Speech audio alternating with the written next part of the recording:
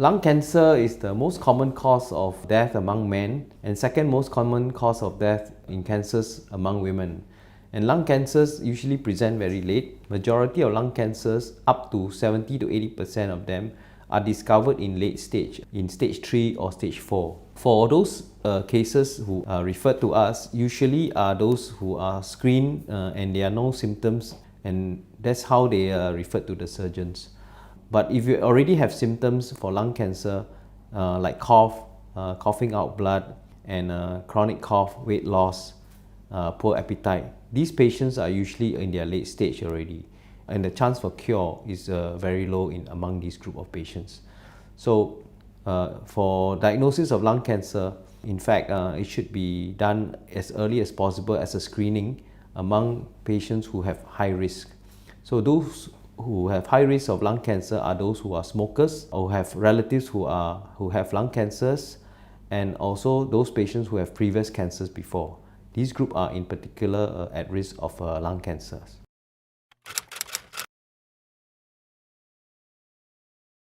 So lung cancers are divided into two types. 80% of the cases are non-small cell lung cancer type and 20% are the small cell lung cancer type. So majority of them are still the non-small cell type. Non-small cell type of lung cancers are also related to smoking, but there are small cases, number of cases that not related to smoking, and patients who are never smokers and non-smokers are also presenting with lung cancers.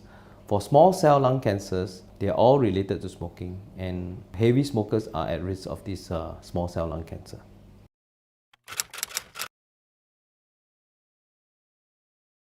Lung cancers that are presented to oncologists will be worked up accordingly. So the first thing will be a chest x-ray, and then a CT scan, and then a CT with a PET scan together. This will tell the oncologist or the doctors in charge whether the patient is in early stage or late stage. Early stage are stages 1 and 2, and late stages are 3 and 4. So early stages are operable lung cancers. So surgeons who are referred, they are usually seeing patients who are stage 1 or stage 2 lung cancers. And these are the group that can be operable and surgically removed. So how do we know the patient is in stage 1, 2 or 3 or 4? So first thing is the PET scan. The PET scan will reveal that there is no spread of the cancers to the lymph nodes or to the rest of the body like brain, liver or bone.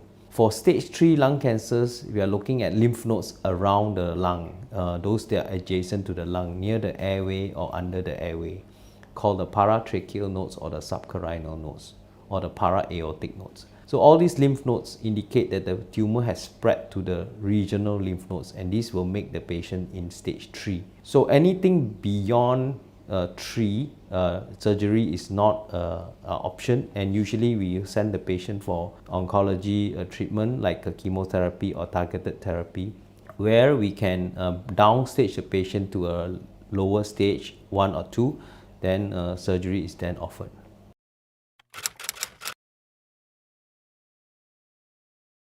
Stage 2 lung cancers can only be diagnosed sometimes only after the operation and when the tumor specimen has been removed, and where they can send all the specimen to the pathologist to have a good look at the specimen as well as the regional lymph nodes that were removed during the operation. So we can only know if it's stage 1 or stage 2 once the tumor has been removed and everything sent to the pathologist for histological examination. When the patient go for a CT scan with a PET scan, we will know that the patient is not in stage 4, but we still don't know whether the patient is stage 1, 2 or 3. So once the surgery has been done, from there we will know whether the patient is stage 1, 2 or 3 based on the histological examination. And once that is done, we will offer the patient adjuvant therapy in the form of chemotherapy if they are in stage 2 or stage 3. So we will give them chemo or targeted therapy when they are in stages 2 or 3 post-surgery.